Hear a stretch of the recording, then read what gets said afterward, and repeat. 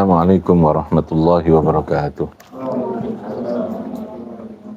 Bismillahirrahmanirrahim. Rabbi shrah li sadri wa yassir li amri wa hlul 'uqdatam min lisani yafqahu qawli. Subhanaka la ilma lana illa ma 'allamtana innaka antal alimul hakim. Amma ba'd. Oke, kita lanjutkan ngaji kita kemarin, yaitu tentang notoati atau memperkuat terhadap peran batin kita, peran hati kita, peran jiwa kita untuk menjadi fondasi dalam melakukan semua aktivitas, ya, baik itu yang sifatnya ibadah maupun yang bersifat adiyah.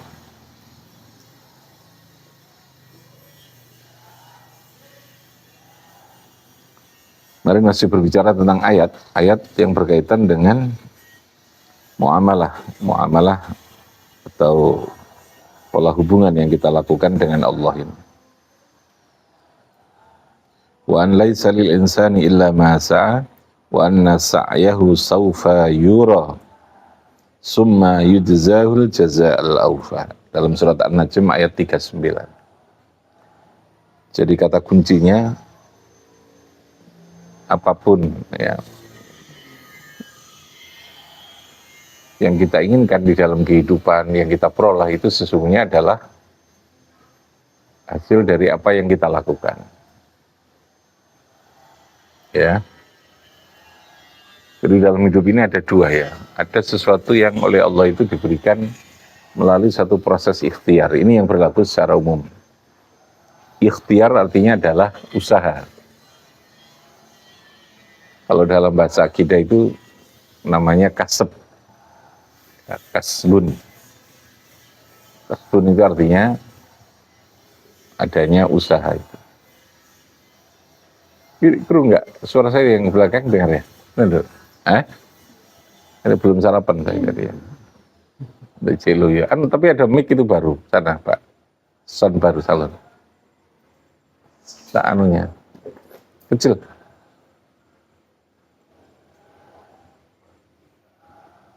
Ini suara ini maruf.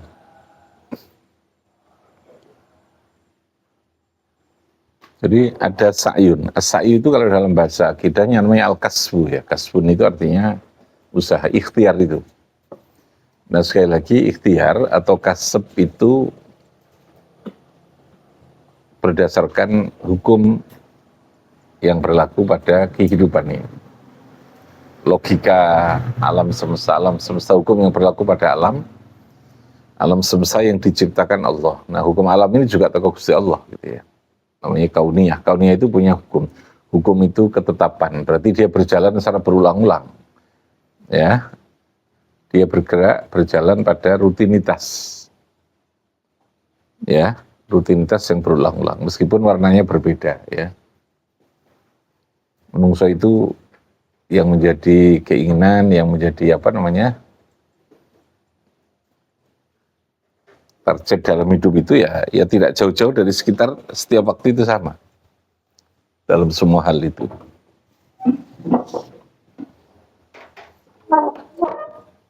Baru ini lewat online lebih murah ternyata. Iya kayaknya pakai baterai itu ya. Coba. Tadi pagi enak sih. Tapi ada chopnya juga. Ini sabunnya. Oh iya. Jangan dipermikan. Atau baterainya habis, enggak juga? Dan ini kita ada standby lagi. Volumenya. Jadi tadi istilahnya apa? Kasab, apa namanya? Kasbun, kasaba itu berusaha, amal itu ya. Nah, kalau yang sifatnya adalah kasab atau usaha, itu betul-betul bergerak pada aspek itu.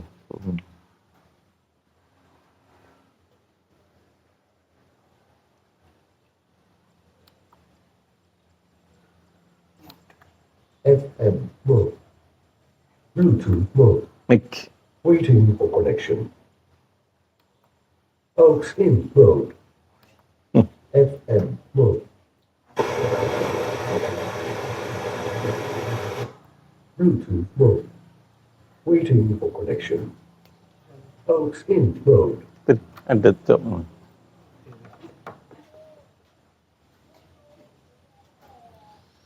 Itu coba. Oh itu untuk anu. Oke, sambil jalan menunggu proses teknisi.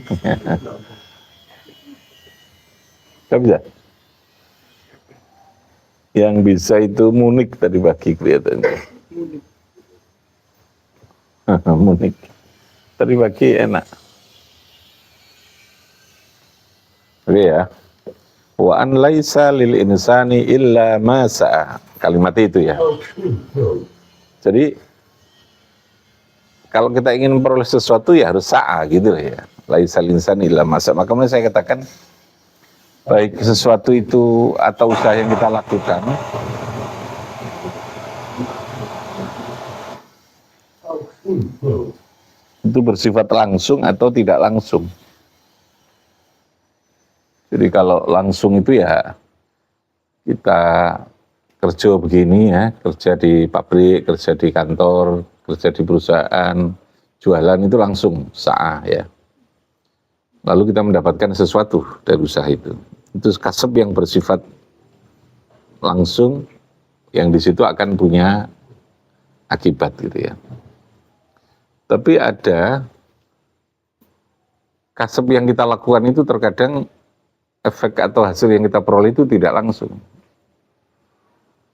Jadi kita tidak tahu. Kalau Anda menanam sesuatu rumput, menanam pohon, itu biasanya akan disertai dengan sesuatu lain yang akan tumbuh juga di sekitarnya. Tumbuh rumput, buah opo gitu ya. Itu ada begitu. Lalu di situ akan muncul namanya binatang yang terkait gitu.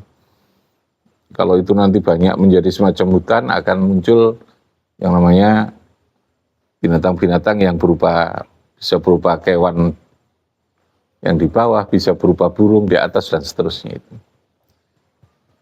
Jadi terkadang kita melakukan sesuatu itu tidak langsung linear gitu bahasanya, tidak langsung linear dengan sesuatu yang kita inginkan. Makanya saya katakan kebaikan itu seringkali bercabang-cabang akan melahirkan kebaikan-kebaikan berikutnya. Sebuah ide melakukan sesuatu itu biasanya tidak pernah berhenti, dia akan mengalir gitu ya.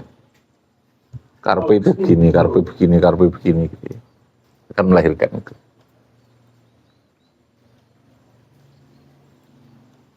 Nah, yang harus kita jaga itu tadi, menjaga bahwa perbuatan atau ikhtiar yang kita lakukan itu tetap berada dalam kebaikan, tetap dengan nawaitu, dengan niatan yang baik. Ya, lalu serahkan kepada Allah, Allah yang akan memilihkan yang terbaik. Kebaikan itu terus akan mendatangkan kebaikan yang lain. Ide itu akan terus begitu ya. Ya contoh saat ini ya, saya lalu kemudian punya ide untuk bikin pesantren weekend. Weekend itu lahir ya karena kita sudah biasa ngaji, biasa ngelola lembaga pendidikan seperti ini gitu ya. Oh kita lakukan kan. Lalu pasti akan muncul gitu ya, ide kebaikan apa lagi ya, lalunya ide apa lagi, kreativitas apa lagi, inovasi apa lagi yang kita keluarkan. Makanya orang berbuat sesuatu jangan terlalu pragmatis, aku kepingin gini ya sekutu lewat iki, gak mesti, kadang jalannya itu model karambol itu ya, model orang karambol, model orang apa, bermain, apa istilahnya, yang dilempar ke sana tapi tujuannya itu ke sini gitu ya, dan seterusnya itu ya. Ada main rebon lah itu ya, main rebon. Gak iso langsung jujuk nokono gak iso, tidak mesti linear. Nah yang pokok adalah terus lakukan kebaikan itu dan yakini kebaikan itu pasti akan menjadi tanduran yang kita nanti akan bisa memperoleh itu, akan bisa panen itu.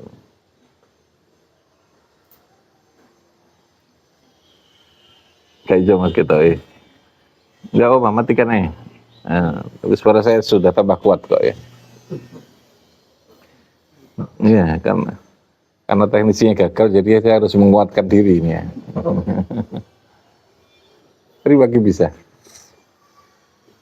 Jadi kata kuncinya adalah pada terus berbuat kebaikan dan menjaga diri kita, kebaikan itu tetap menjadi baik.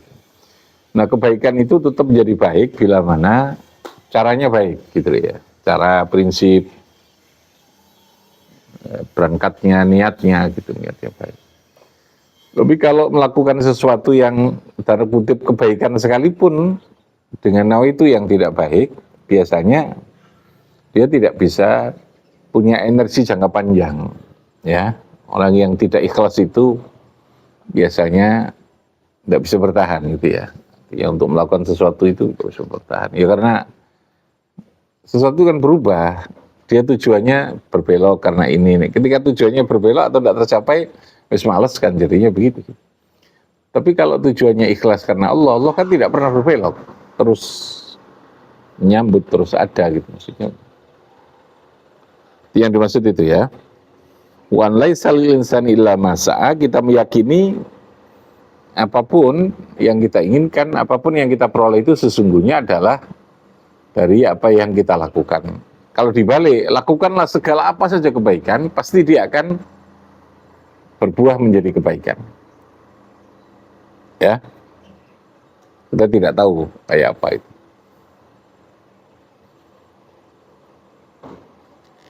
Lalu summa yujzahul jaza'al aufa. Kemudian Allah akan memberikan pembalasan jaza'al aufa. Pembalasan yang betul-betul maksimal gitu ya. Aufa itu yang sangat baiklah, yang sangat maksimal gitu. Jadi kita meyakini sing tak lakoni atau yang kita lakukan terkadang mek ngono tok, ibadahnya mek ngono tok. Tapi Gusti Allah itu bisa memberikan jaza al-aufa. Apa namanya? Jaza al-aufa itu pembalasan yang melebihi dari apa yang kita inginkan, yang kita angankan bahkan. Jaza al-aufa.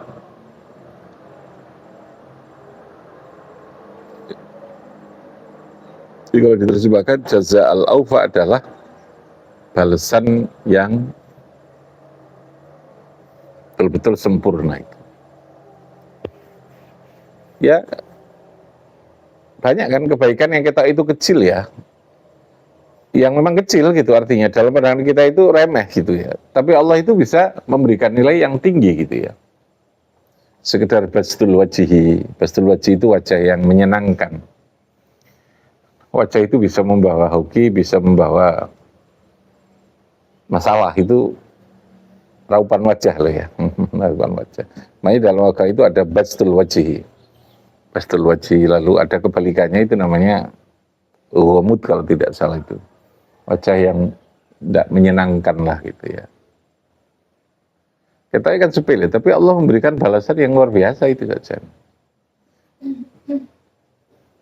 Orang yang melakukan sesuatu dengan wajah yang menyenangkan, sing nyenengno, itu jauh lebih punya peluang untuk sukses. Ya.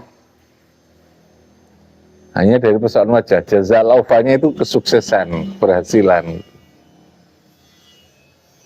Karena orang bisa melakukan bastul wajhi itu rentetannya kan panjang, pasti dia menekan ego kan.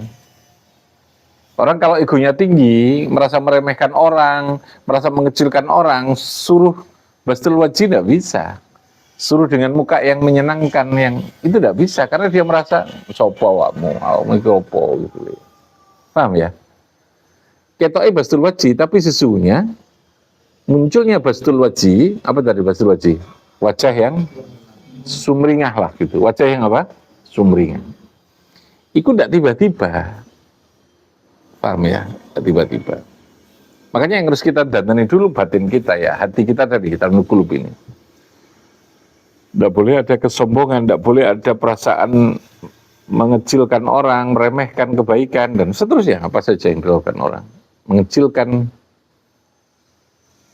nah dia terus menjaga posisi itu. Nah ketika begitu maka dia akan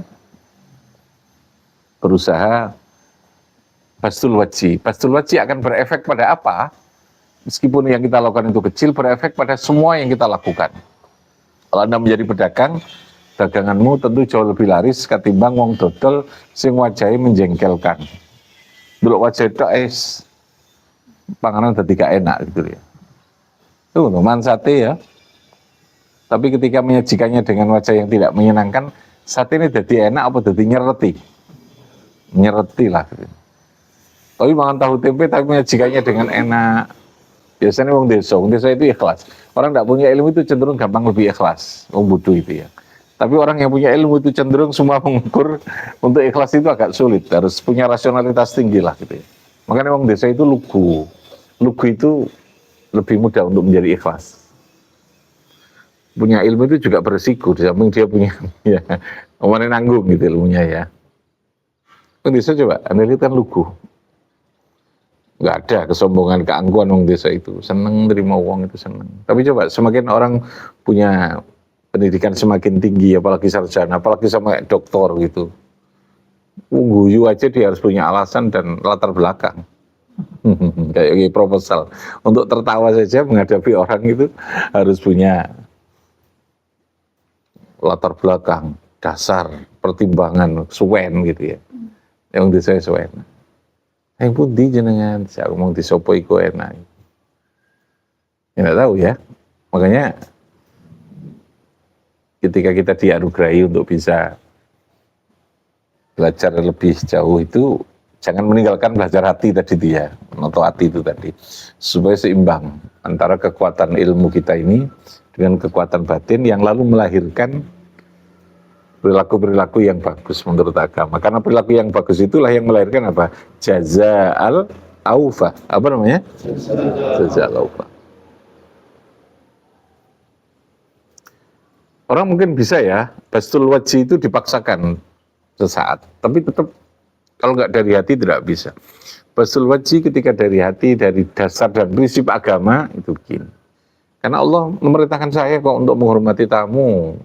Ikramud dhaif itu agama, ikram itu iman. Karena sombong itu tidak baik kok, gitu loh ya. Nah, itu akan menjadi energi, menjadi kekuatan untuk melakukan sesuatu secara lebih permanen itu dengan dasar agama itu. Nah, sebenarnya saya katakan kan, lakukan kebaikan atas dasar prinsip agama. Jangan karena kontrak sosial, jangan karena hukum sosial, ya. Kalau hukum sosial itu Anda pasti hitung-hitungan kan. Nek dhek apik karo aku ya apik. Itu hukum sosial. Benar itu. Tapi hukum agama tidak begitu. Aku apik itu karena perintah Gusti Allah. Ban kok apik apa gak aku gak ngurus. Itu maksudnya. Ya. Itu agama berarti. Paham? Dalam agama kamu disuruh perintah, disuruh baik dengan orang itu, apa lalu ayatnya itu nek wong iku apik nang awakmu kan gak toh? Lakukanlah. Mbek kudu sing apik. Wis. Titik. Tapi kalau hukum sosial ndak, baik dengan orang, aku apik karo wong pola dhek apik karo aku. Aku ngetri sego biasanya anu ya, atar-atar sego aku ngekeki pola dhek yo ngekeki aku. Itu hukum apa? Sosial apa hukum agama? Hukum apa? Sosial. Semuanya harus bersifat transaksional. Ya kudu barter lah gitu. Kudu barter kebaikan itu harus ada barter kebaikan. Tapi agama tidak. Baik itu karena perintah Gusti Allah. Nek karena perintah Gusti Allah ya dek wong iku apik karo kita apa tidak ya kita berbuat baik. Karena nanti Allah yang akan memberikan balasan itu jazaa'ul aufa itu.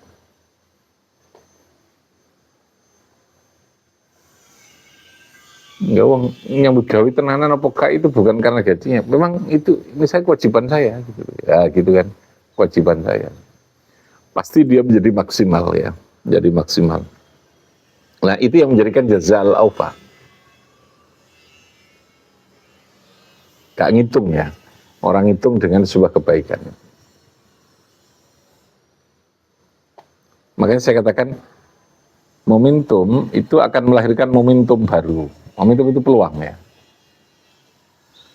Ketika kita diberikan tugas A, lalu kita bisa melaksanakan tugas itu dengan sempurna, dengan baik, tidak terkurung dalam ikatan kontraktual tadi itu, ya, saya dapat apa, penggaweanku mek opo gitu ya, maka ini pasti akan melahirkan momentum baru yang lebih tinggi, Dari mana kita prinsipnya tadi, lakukanlah sesuatu itu karena memang itu menjadi bagian dari perintah Gusti Allah itu, karena agama itu. Saya dulu gitu ya. Iya karena hobi ya, karena hobi. Mulang gitu ya, mulang. Masih di kamar istilahnya. Dulu itu kamar lalu ada komplek. Kumpulan kamar yang satu baris, satu blok itu namanya komplek. Komplek saya dulu itu namanya komplek D. Belakangnya masjid persis, masjid Tubiran. Sekarang sudah tidak ada. Bongkar ya. Dulu bawah itu C, lantai 2 atas D. Nah itu dulu kan tidak ada. Lantai 2 tingkat itu pasti bukan cor-coran, pakai kayu ya, geladak. Kayu jati yang kandel itu, tua-tua itu.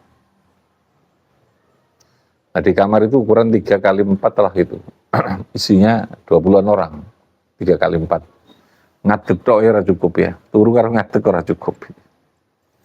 Tapi karena hanya untuk tempat barang, tidurnya sudah di mana-mana, masih di emper itu, jerambahnya itu jerambah di musola, di kuburan gitu ya. Tidurnya di mana-mana. Nah saya itu seneng saja mulang, kalau ada anak baru adik kelas gitu, tajak ngaji, ayo ngaji yo, ulangi. Di kamar itu ada papan tulis yang triplek gitu, kecil gitu, paling ukuran sak keramik ini, setengah keramik ini lah. Dulu pakai kapur kan, dicat hitam. Saya masih ingat, sampai hari ini saya masih ingat, saya ketika menjelaskan adik kelas saya waktu itu ya sih baru masuk pondok itu. Menerangkan tentang lafaz itu apa, kalimat itu apa. Kalimat itu adalah huruf plus huruf plus huruf, minimal 3 huruf. Plusnya saya masih ingat kali, tulisannya masih ingat.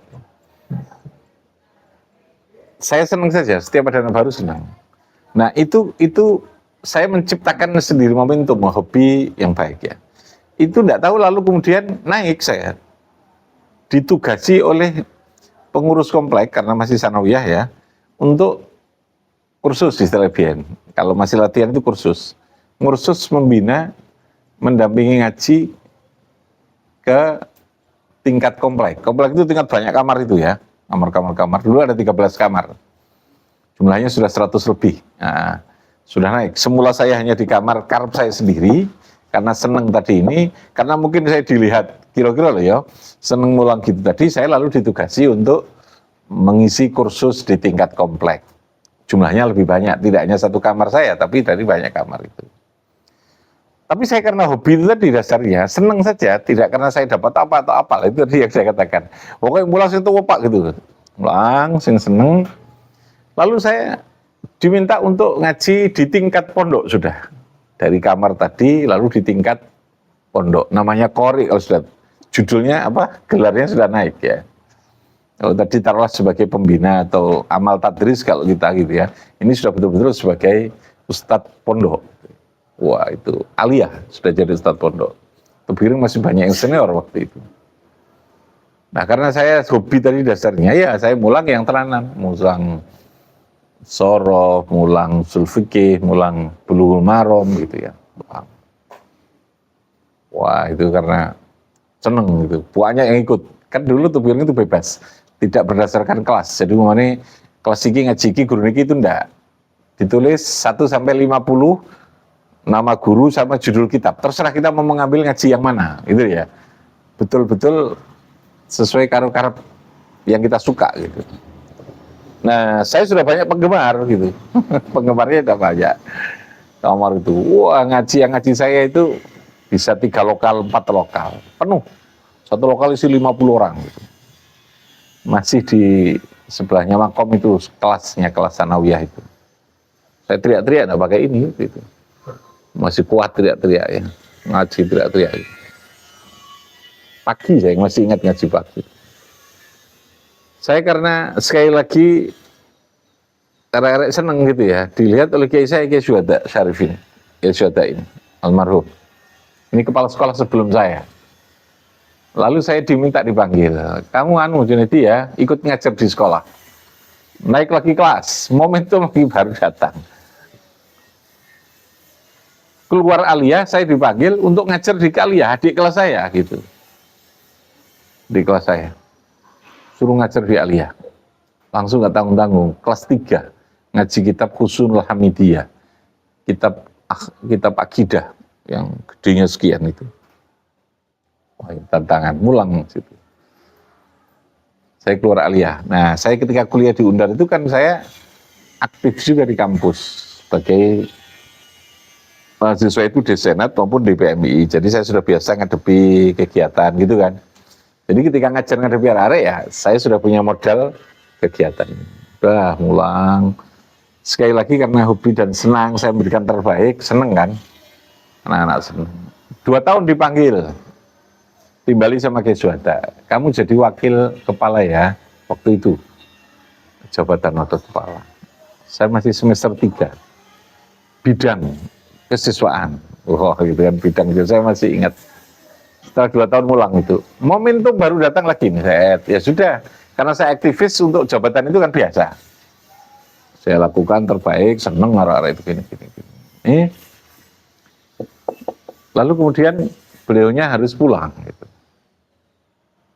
Harus boyong karena sudah ditunggu keluarganya di sana ada pondok Kiai Suhada ini. Di situ saya timbali Pak Yusuf Basim. Karena Pak Yusuf pasti tanya, Pak Yusuf jarang di rumah, tapi beliau kan mesti tanya, siapa guru sing anu genti gini. Masih saya umur 23 tahun, habis selesai, belum wisuda itu, ditimbali. Timbalinya jam-jam sekian ini, diminta jadi kepala sekolah. Kamu anu ya, menggantikan Kiai Suhada jadi kepala sekolah, kaget saya kan. Umur 3 tahun masih langsing, wah, tidak gendut seperti sekarang ya. Masih senengnya kegiatan macam-macam itu. Saya tidak mau, saya nangis saya, karena di aliyah itu jumlahnya sudah hampir 1000. Kiai Suhada, Kiai Sepuh, Kiai Samsuri Badawi, itu orang-orang kiai-kiai saya yang hebat ini, Kiai Samsuri, Kiai Suhada, Kiai Samsuri, beliau dari Cirebon, kepala aliyah pertama. Masih ada pengasuh itu biru. Kata Pak Yusuf cuma gini, Dok, kamu jadi kepala sekolah itu saya tugasi supaya kamu bisa menyiapkan kelasnya, nek kiaimu mulang. Ojo ngatur kiai kamu. Kiaimu gak usah diatur. Kamu niati khidmah nek kiaimu. Khidmah itu melayani. Piye nek kiaimu kelas angkate mulang, kelas iku wis toto wis siap. Siku niati ngono wis, ojo niati dadi kepala terus ngatur kan. Wah, saya bilang ayah saya, bapak itu almarhum, wis gak apa-apa khidmah. Bismillah. Saya bilang pada beliaunya Kiai Samsuri, Kiai Suhada, wis awakmu gak apa-apa nyentak kader. Jadi momentum itu datang begitu cepat untuk ukuran orang, ya. Sekali lagi saya bicara apa? Momentum ya. Lakukan kebaikan tanpa batas, tanpa kontraktual. Saya jadi kepala sekolah. Ya sudah, karena jadi kepala sekolah ora tahu ngerti urusan administrasi lembaga pendidikan apa wong, kita taunya di BMI, taunya di ini. Akhirnya sekolah itu saya bikin dengan cara saya sendiri. Dan itu ternyata arah-arah itu seneng gitu ya. Sakar PDW itu seneng gitu. Jadi kalau urusan sakar PDW sudah sejak saya jadi kepala sekolah. Bukan hanya sekarang, ini hobi lanjutan ini. Ini hobi lanjutan. Wah, itu arah-arah seneng itu. Sampai 2 periode saya jadi kepala sekolah. Ketika jadi kepala saya ditarik di NU, masuk jajaran pengurus NU cabang langsung, momentum datang. Karena saya melakukan terbaik, aliyah menjadi terbaik Jawa Timur. Saat itu akreditasi pertama di Jepang, jadi kan langsung namanya. Gitu kan. Saya melakukan perlawanan dengan bikin BKMS. BKMS itu Badan Koordinasi Sekolah Aliyah Swasta. Melawan sekolah negeri. Wah, semangatnya. Saya itu birung gitu. Birung itu swasta tapi kan di atas negara, saya bilang. Kita harus kuat. Swasta-swasta sejak melawan, dulu soal semua ujian itu diambil, kita beli dari negeri. Mereka dodolan soal. Ngopo-opo toko kono gitu ya. Saya lawan, saya minta. Karena alias sudah akreditasi pertama kita disamakan, baru ada akreditasi zaman saya. Wah, akhirnya kita dikasihkan itu. Saya di NU, tiba-tiba ada reformasi. Momentum datang lagi.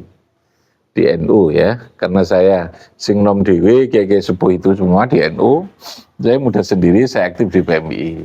Jadi kiai, Pak Junaidi kuai ketuane tim pendiri PKB. Akhirnya saya lah jadi ketua tim pendiri PKB, masuk di dunia baru yang saya tidak tahu, namanya politik. NU juga baru punya politik. Ya sudah, karena saya Dilala kuliah saya Fakultas Hukum jurusan Tata Negara dan Politik gitu deh.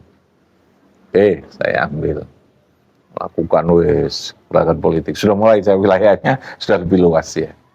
Sampai itu. Ketua Komisi Bidang Pendidikan. Karena awal reformasi hampir setiap hari, karena kita membawai pendidikan, tenaga kerja, perusahaan itu, dokteran gitu. Oh ya, ini yang kita bawa itu, kesehatan. Ini sosial semua kan? Masalah-masalah yang semula Orde Baru, lalu muncul ke reformasi, yang namanya media itu semuanya ke kita. Karena Dewan bisa memberhentikan bupati gitu. Woso, kok guru iso ngeleren bupati, bayangkan. Kita jadi DPR tidak pernah membayangkan ya tiba-tiba ada reformasi semuanya bisa menjadi mungkin ya. Momentum itu datang tiba-tiba. Wah, saya langsung semua Ki Jombang tahu saya, tapi saya tidak kenal loh, saya ditebir. Gus-Gus itu tahu semuanya. Jadi saya itu susah kalau ketemu Gus, dia pasti tahu saya karena saya di awal reformasi saya yang menjadi pendiri PKB kan pusat perhatian. Terus tiap hari masuk di media, di koran waktu itu, di koran, di TV gitu kan, Jombang. Ya, akhirnya masuklah saya di politik. Mulai menjelang akhir periode pertama itu, politik mulai goncang, mulai goyah. Mulai orang sudah berpikir macam-macam, rebutan macam-macam. Dilalah bapak itu, mbah itu, bilang saya, wis ngaji mana wae. Gak usah politik, leren enak politik. Kamu ngaji aja. Rambut tenar-arek. Waktu itu ada mahasiswa itu. Aduh, ini hal politik. Saya mesti Jawa Timur. Nomor 1 saya jadi Jawa Timur. Ya pun, saya akhirnya pamit di politik, saya mundur. Saya ngaji lagi. Mendirikanlah SMP itu. Ceritanya begitu. Momentumnya, saya karena tidak lanjut di politik. Tapi saya kan sudah punya investasi. Punya teman di politik banyak. Punya banyak kolega. Orang sudah tahu saya kalau saya bicara pendidikan, baik mulai dari kepala sekolah sampai ketika jadi ketua komisi itu kan. Itu namanya investasi sosial, kebaikan. Ketika saya mendirikan SMP langsung kita sambutannya luar biasa. Hidungnya padahal lagi nggawe, udah di waktu itu. Jadilah namanya SMP ini termasuk korban pertama murid namanya Alfian ini. Ya Van, kamu berada kedua ya? Alfian ini?